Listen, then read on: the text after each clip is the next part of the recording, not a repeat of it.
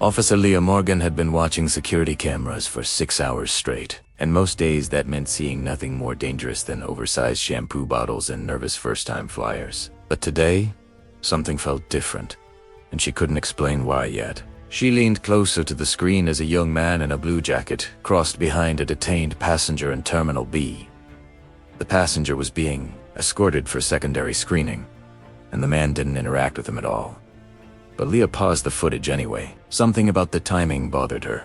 She rewound the feed, then switched to another camera, and there he was again, walking calmly past a baggage check line in Terminal C. Less than 10 minutes after the first sighting. Same jacket, same slow walk, same unreadable expression. Leah frowned and started marking timestamps. 2 sightings could be coincidence. 3 was not.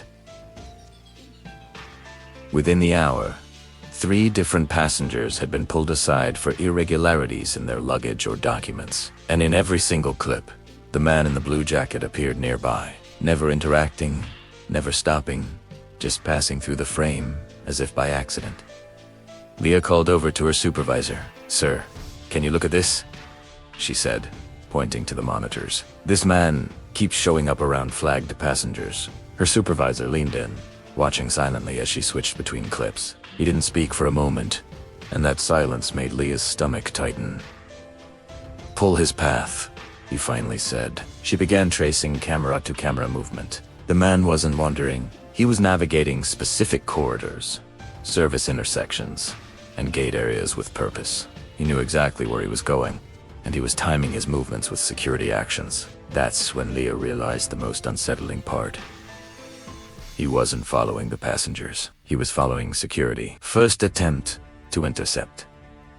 2 officers were sent to Terminal C with his last known location. Leah watched as they moved through the crowd, scanning faces. The man in the blue jacket stepped into view near a row of charging stations, then casually turned down a service hallway just as the officers arrived. Leah switched cameras rapidly, tracking him through staff corridors and maintenance access points that most passengers didn't even know existed. He moved with calm confidence, never breaking into a run, never looking over his shoulder. "He knows where our blind spots are," Leah muttered.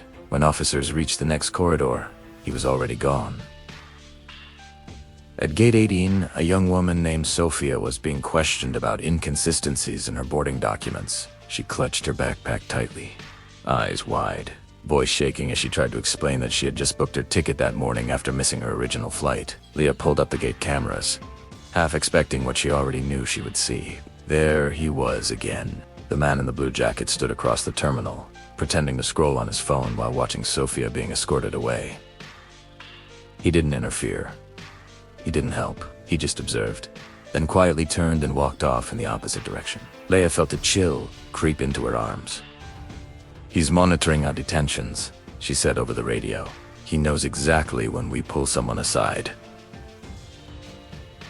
This time, security moved faster. Doors were locked ahead of him, and officers coordinated from 2 directions. On camera, the man realized he was being boxed in, but instead of panicking, he calmly changed routes, ducking into a restroom and exiting through the opposite side into retail corridors. Crowds slowed security, but not him. He blended into groups, shifted pace, altered posture, and vanished into food courts and duty-free stores like he had practiced it. Leah watched him disappear for the 3rd time and slammed her palm lightly against the desk. "He's too good," she whispered. Whoever this man was, he wasn't just passing through the airport. He was operating inside it. Who was he watching? Leah began reviewing past footage, stretching back through earlier shifts. She started spotting the blue jacket days earlier, near delayed flights, near gate changes, near maintenance shutdowns. He appeared whenever systems were under stress, whenever procedures were being bypassed. But he never touched anything, never exchanged packages, never spoke to anyone on camera, which made him even more suspicious. Or something else entirely.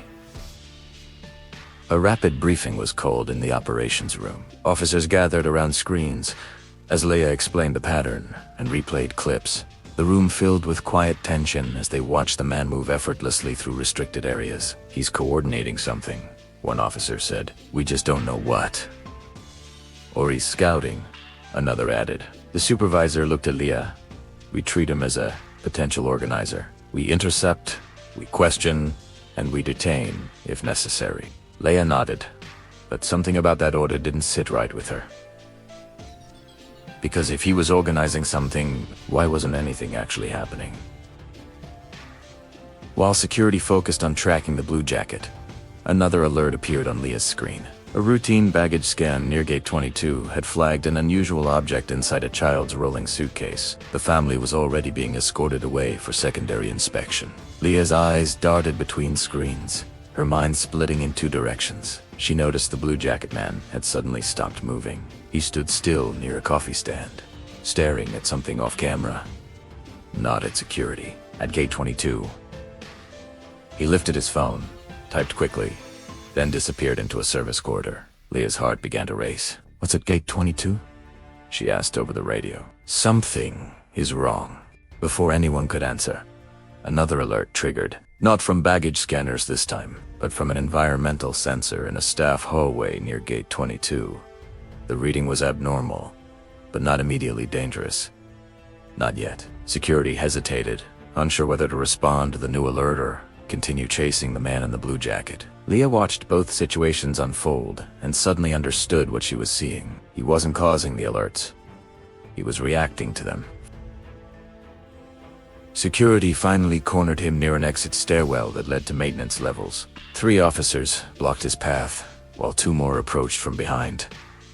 This time, he didn't run. He raised his hands slowly and calmly, eyes scanning their faces. "Took you long enough," he said quietly. Officers moved in and pushed him against the wall, patting him down for weapons or devices. They found none. No packages, no tools, nothing illegal. Leah watched closely as he turned his head slightly toward one officer and spoke again. "If you keep me here," he said, "the device doesn't get found." The room went silent. An officer pulled open his jacket and froze. Pinned inside was an identification badge. Not from airport security, not from any airline, and not from customs. It was from an intelligence agency. None of them were expecting to see involved in a civilian terminal. The man met their stunned expressions calmly. "You're chasing the wrong target," he said. "And right now, someone else is moving through your airport who shouldn't be." Leah felt her pulse spike as alarms echoed again in the distance. Closer this time, and for the first time since she had spotted him on camera, she realized the truth might be far worse than they had imagined. The operations room was silent for half a second after the man in the blue jacket spoke. Then radios exploded with overlapping voices as security teams demanded clarification, locations, and instructions all at once. Leah's eyes stayed locked on the monitors as she leaned toward the microphone. "What device?" she asked. "And where?" The man exhaled slowly, as if already exhausted. "Not in luggage. Not on the passengers you flagged. It's being carried by someone who moves freely through your secure zones." The room shifted. Everyone understood what that meant. "Staff?" Environmental sensors near Gate 22 continued to show unstable readings. Not dangerous yet, but not normal either. Leah pulled up staff movement logs and synced them with camera feeds around the gate area. One figure stood out immediately. A security officer who had escorted the family from Gate 22 into secondary inspection had already returned to duty and was now walking calmly toward a restricted maintenance corridor. Leah zoomed in. The officer's badge scanned clean. No alerts. No delays, which meant no one was watching him. "Track Officer Daniels," Leah said into the radio. He just left Gate 22 heading toward maintenance level access. The man in the blue jacket nodded. "That's your carrier." As teams moved, the supervisor finally demanded answers. "Who are you, and why are you in my terminal?" The man in the blue jacket spoke without hesitation. "I track internal security exploitation networks. Airports are prime targets. Today's operation is a live test to see how ISIL restricted zones can be accessed by compromised staff." "So, this was never about smuggling passengers?" "No," he replied. "It's about proving that once one badge is compromised, the entire system is vulnerable." "And the device?" the supervisor asked. "Distraction," he said. Not mass casualty. Structural interference, designed to force partial shutdowns and map emergency response timing. In other words, rehearsal. Officer Daniels walked alone through the concrete corridors beneath the terminal, passing locked storage rooms and electrical control panels. He looked relaxed, unhurried, like someone finishing a routine shift. Leah watched him reach into his jacket and adjust something hidden beneath his uniform. Her heart pounded. "He's carrying it," she said. "He's heading toward the electrical grid junction." Security teams closed in from multiple access points, but maintenance corridors were narrow and confusing, designed to keep public traffic out and essential operations moving. Daniels heard footsteps behind him and finally began to run. Footsteps echoed through concrete tunnels as officers pursued him through intersecting corridors. He cut corners sharply, slamming through access doors that only staff badges could unlock.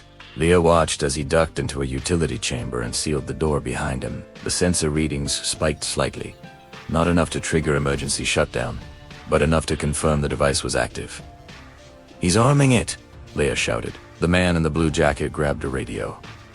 "He won't detonate. He'll plant and leave. This is about mapping response times." Security breached the door. Officer Daniels stood in front of a power distribution panel. Device in hand, his face finally stripped of calm professionalism. When he saw weapons raised, he froze. "You don't understand," he said. "This was never supposed to hurt anyone." "That's not your decision to make," one officer replied. Daniels looked toward the ceiling, jaw tight. "They told me it was a test, that nothing would happen, that I'd be helping improve security." The device slipped from his hand and hit the floor, immediately secured by bomb technicians who rushed in behind the arrest team. Daniels dropped to his knees as cuffs snapped around his wrists. Back in the operations room, the man in the blue jacket watched silently as the device was safely removed from the system. No detonation, no damage, but the consequences were already heavy. Daniels confessed within minutes. He had been contacted online, recruited under the promise that he was helping identify weaknesses. Payment was small, instructions were simple, and the risk was downplayed. He never knew who he was really working for, which was exactly how they wanted it. Leah stared at the monitors as the terminal slowly returned to normal operations. Flights resumed, passengers moved on, unaware how close the system had come to proving just how fragile it was. "So you stopped the test," she said quietly to the man in the blue jacket. He shook his head. "No, we confirmed it worked." She turned to him sharply. "Then why help us stop it?" "Because exposure changes behavior," he replied. "Next time, they won't use the same method, but now you know where your weakest points are." The supervisor frowned. "And you just walk away?" He met her eyes. "That's how this world works." By the time security finished processing paperwork and incident reports, the man in the blue jacket was gone. No exit footage, no badge scans, no trace of how he left the secure area. When Leah reviewed earlier camera feeds, she realized something unsettling. He had never once entered the terminal through public checkpoints, which meant he had started inside. Leah stood alone in the control room, watching travelers line up at gates, families reuniting, business travelers rushing to meetings, all of them unaware of how close a silent threat had moved among them. Her supervisor stepped beside her. "You did good work today." She nodded, but her eyes stayed on the screen. "Next time," she said quietly, "we may not even know what to look for."